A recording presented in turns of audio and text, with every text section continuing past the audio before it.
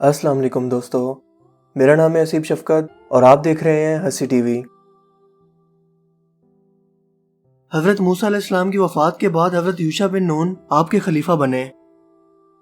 इनके बाद हज़रत गालिब बिन यूहन्ना और फिर हज़रत हिजकील अलैहिस्सलाम बनी इसराइल के लिए हज़रत मूसा अलैहिस्सलाम के जानशीन और नबी हुए। अल्लाह ताला ने आपको नबूवत अता फरमाई थी। हज़रत हिजकील अलैहिस्सलाम का लक़ब इब्न अल हजूज यानी बुढ़िया का बेटा है। आपको ज़ुल्कफ़िल भी कहा जाता है। इब्न अल हजूर कहलाने की वजह यह है कि आप इस वक्त पैदा हुए थे जब आपकी वालदा माजदा बहुत ज्यादा बूढ़ी हो चुकी थी। कुरान करीम में आपसे मंसूब एक बहुत ही बड़ा इबरत खेज और नसीहत अमेज वाकया कुछ इस तरह से मौजूद है। बनी इसराइल की एक जमात जो हजरत हिजकील अलैहिस्सलाम के शहर में रहती थी, इन पर ताउन की बीमारी का हमला हुआ। ये हमला इस कदर शदीद था कि कई सौ लोग अपनी जान से हाथ धो बैठे।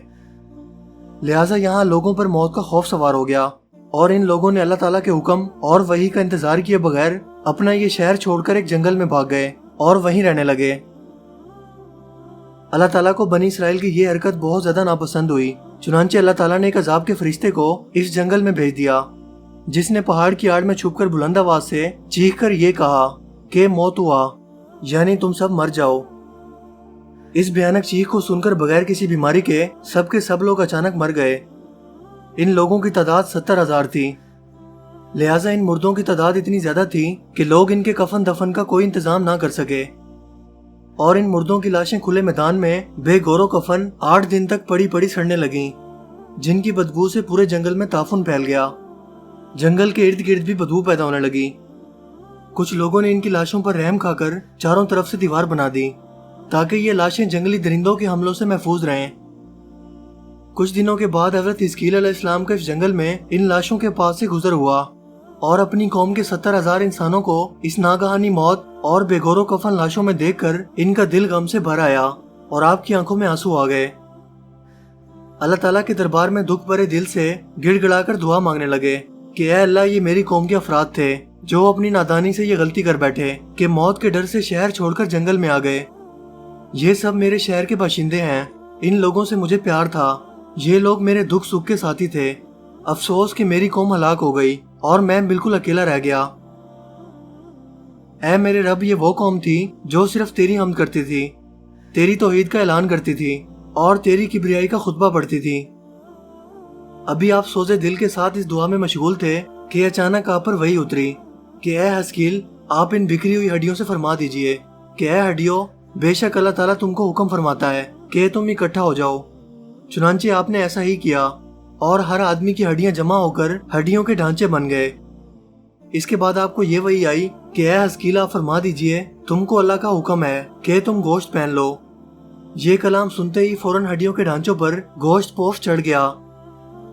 फिर तीसरी बार ये वही नाजिल हुई कि ऐ हस्कील, अब ये कह दो कि ऐ मुर्दो, खुदा के हुक्म से तुम सब उठकर खड़े हो जाओ।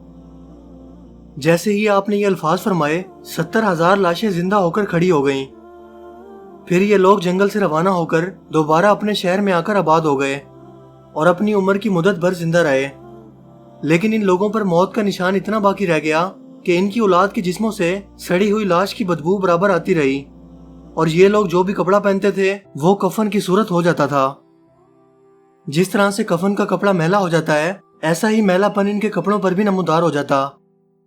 चुनांचे ये अफराद आज तक यहूदियों में पाए जाते हैं जो इन्हीं बनी इसराइल की नस्ल से इनमें बाकी रह गए। ये अजीबो गरीब वाकया कुरान करीम की सूरह बकरा में मौजूद है।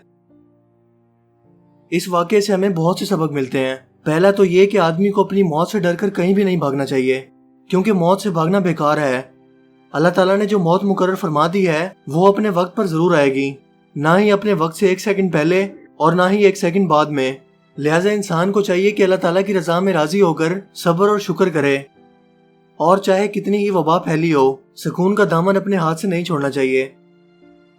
और ये यकीन रखें कि जब तक मेरी मौत नहीं आती, मुझे कोई भी नहीं मार सकता।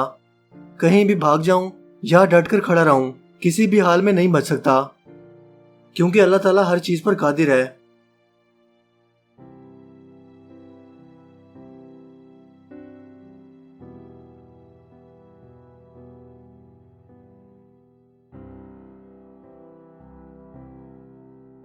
مجھے امید ہے کہ آج کی یہ ویڈیو آپ کے لیے کافی انفارمیٹیو ہوگی اور آپ کو پسند آئی ہوگی۔